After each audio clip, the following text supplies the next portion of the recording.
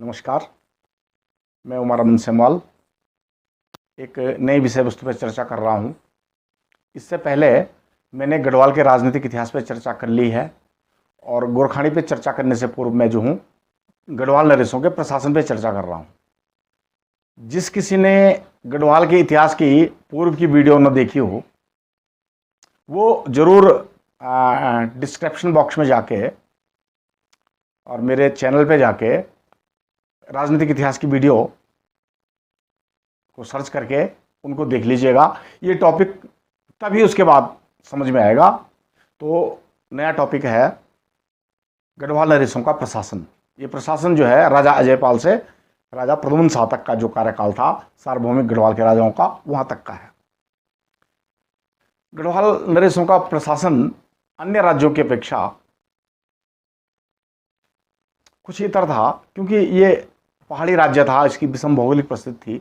लेकिन केंद्रीय और सामंतीय प्रशासन दो भागों में ये पूर्व की तरह अन्य क्षेत्रों की तरह बटा हुआ था। अब केंद्रीय शासन में राजा सब सर्वोच्च थे। हमारे महाराज को धर्म वैभव, धर्म रक्षक, धर्म शिरोमणि, बोलंदा बद्रीनाथ, ये उपाधियां महाराजा गढ़वाल ने धारण कर रखी थी। तत्पश्चात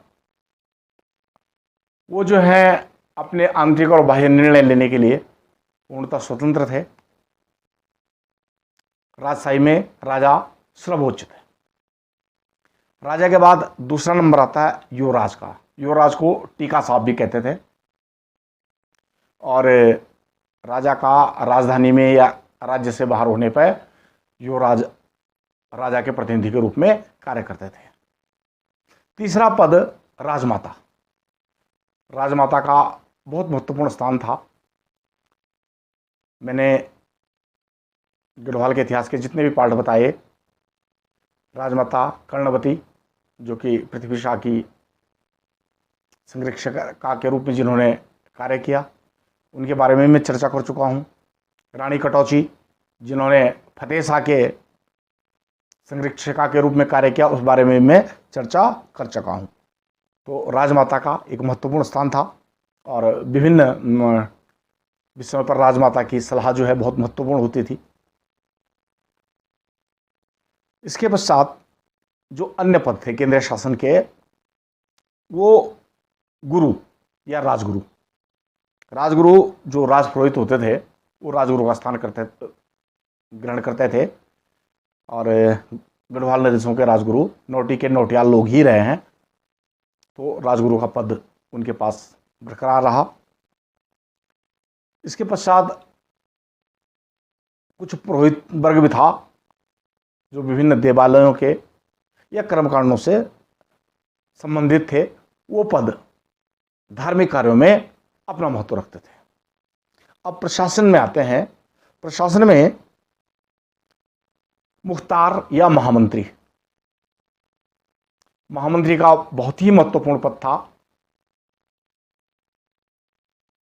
राज्य शासन के सारे विषय वस्तु महामंत्री की जानकारियों में होते थे, चर्चाएं होती थी और महाराजा साहब के पास अंतिम में ही अनुमोदन के लिए वो कार्य जाते थे। यद्यपि राजशाही में ये जरूरी नहीं था कि महाराज साहब महामंत्री या अन्यों की सलाह माने ही, ऐसा जरूरी नहीं था।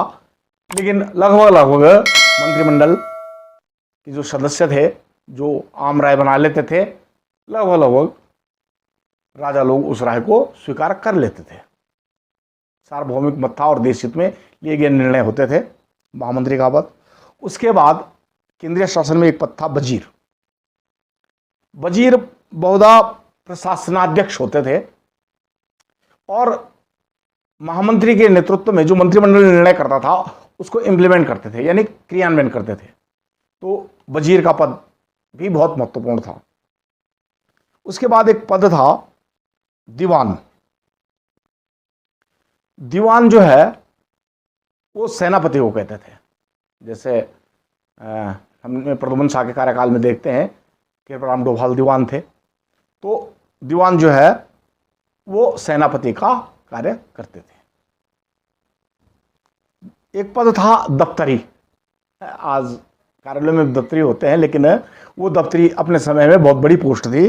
और दफ्तरी जो है राजा देश का प्रभारी होता था, यानी जो राजज्ञा निकलती थी उनको जनता तक पहुंचाना,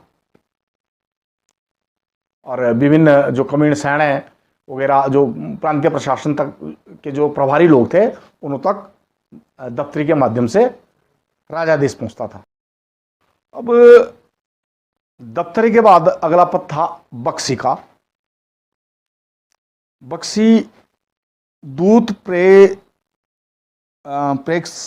प्रेक्षक, यानी दूत प्रेक्षक,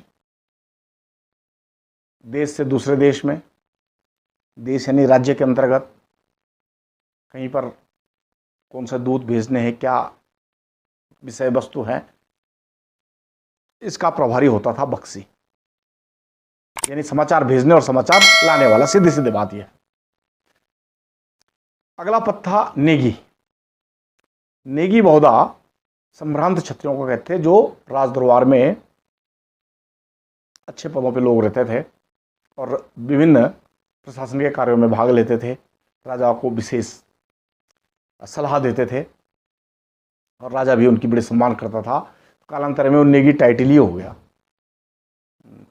तो नेगी का अर्थ हुआ संभ्रांत क्षत्रिय, जो राज कार्यों में राजा की सहायता करते थे। इनको दरबारी सामंत भी कह सकते हैं। एक अगला पद था गोलदार। गोलदार जो है राजधानी की सुरक्षा व्यवस्था को देखता था, और इसकी भूमिका प्राय ये थी जैसे आधुनिक पुलिस विभाग में आज की डेट में डीजीपी की भूमिका होती है। तो ये जो है सुरक्षा के सर्वोच्च अधिकारी थे, गोलदार। इसके बाद एक शब्द था रौत। रौत का अर्थ होता था योद्धा, और आज जो है रौत जो लोग उस समय कहलाए वो कालांतर में आते आते आज रावत बन गए। तो रावत शब्द की उत्पत्ति रौत शब्द से हुई, मूल शब्द वही है। जैसे हमने रणरौत का नाम सुना होगा, और जो तीलू रौतेली थी उनके जो पूर्वज थे वो भी रौत थे, रौत मनी योद्धा। तो रौत का पद। एक पद और था सरोला। सरोला मनी खाने बनाने वाला। तो सरोला मूलतः ब्राह्मणी होते थे, और ये पहले राज्य की लगभग 12 जातियां सरोला छाड़ी हुई थी। काफ़ी जाति जैसे बिजलवान हैं और डिमरी हैं, इसके अलावा रतुड़ी हो गए, गैरोला हो गए, सेमौल हो गए, ऐसे ऐसे करके पहले 12 जाति थी और बाद में 35-36 जाति सरोला में आई। तो राज रसोईया अलग होते थे जो राजाओं के होते थे इन्हीं जातियों में से, और गांव में भी जो भोजन बनाने की व्यवस्था थी, रसोई की अधिकार थे, वो भी इन लोगों को ही थे। ठीक। अगला पद था लेखा, लिखवार। लिखवार बहुधा अर्जनिवेश टाइप के होते थे, जो लिपिबद्ध करते संदेशों को या शासनादेशों को, या पढ़े लिखे लोग होते थे, तो ये प्रशासन के कार्यों को लेखबद्ध करते, इनको लिखवार कहते थे। अगला पद था देवालय अध्यक्ष, क्योंकि ये देवभूमि तो थी हमारी, तो इसमें देवालय अध्यक्ष बहुधा देवस्थानों की पूजन व्यवस्था के प्रभारी थे। ये अधिकांश पद जो है डॉक्टर यशवंत सिंह कटोच की किताब उत्तराखंड का नवीन इतिहास में वर्णित है। ज़्यादातर पद मैं वहीं से कह रहा हूँ, कुछ 2-4 पद जो अन्य जगहों से मिले हैं उनका जिक्र मैं कर रहा हूँ। तो ये केंद्रीय शासन था। अब आते हैं राज्य शासन पे। राज्य में प्रांतीय शासन, सामंतों का शासन। केंद्रीय शासन एक जगह हो गया, और प्रांतीय शासन जिसको मांडलिक शासन भी कहा जाता था। इस मंडल या परगना उसमें ये शब्द था। अब मूलतः गढ़वाल देश में राजा अजयपाल के समय जब बना, तो मूलतः 4 परगने का वर्णन मिलता है सनदों में, पुरानी किताबों में। 4 परगने मूलतः थे रवाई, भरदार, सलाण और नागपुर। ये 4 परगने की ही मुझे जानकारी अभी तक है, जो शुरुआत के गढ़वाल नरेशों के ज़माने थे, मैं पुनः दोहरा देता हूँ, रवाई, भरदार, सलाण और नागपुर शुरुआत में ये थे।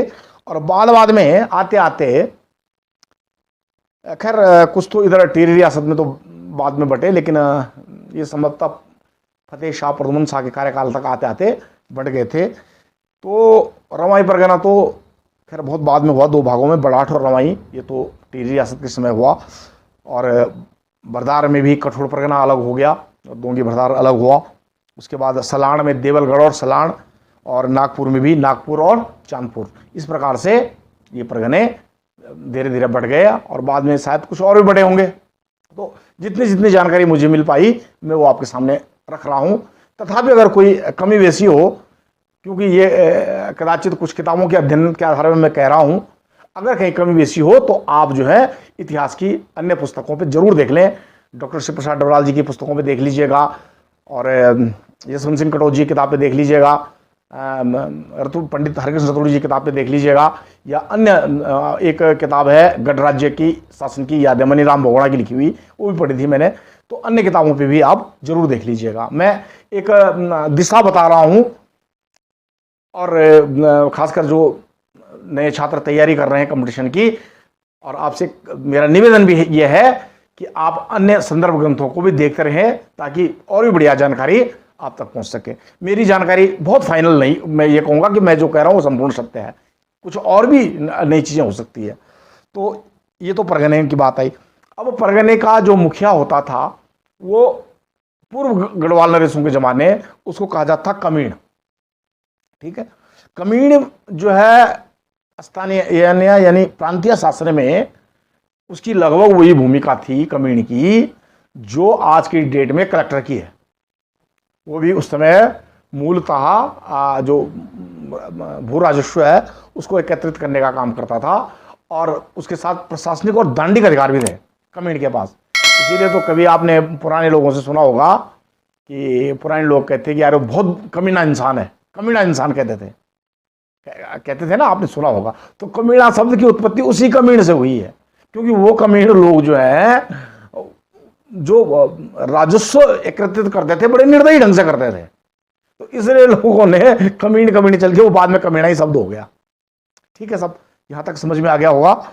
अब कमीण के साथ एक दूसरा अधिकारी होता था कमीण के लेवल का, जिसको कहते हैं फौजदार।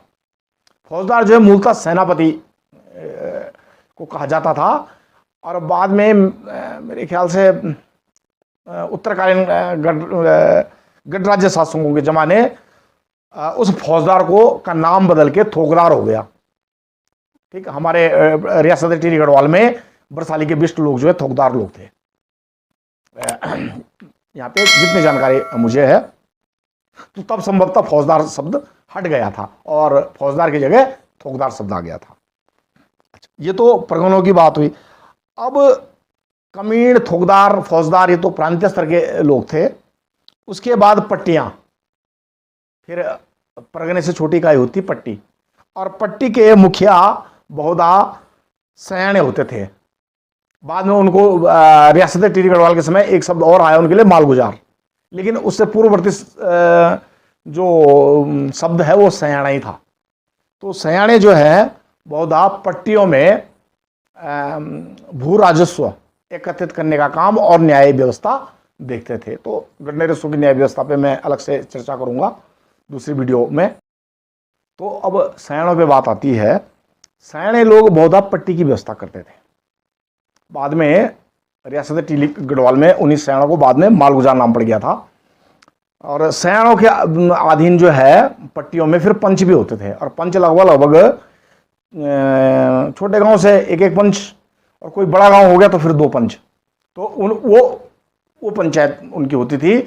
लेकिन साहब उस न्याय पंचायत में उनको अधिकार बहुत होते थे, दंडिक अधिकार भी थे और सिविल राइट भी थे, बहुत कुछ वो निर्धारण करते थे इस न्याय व्यवस्था पे।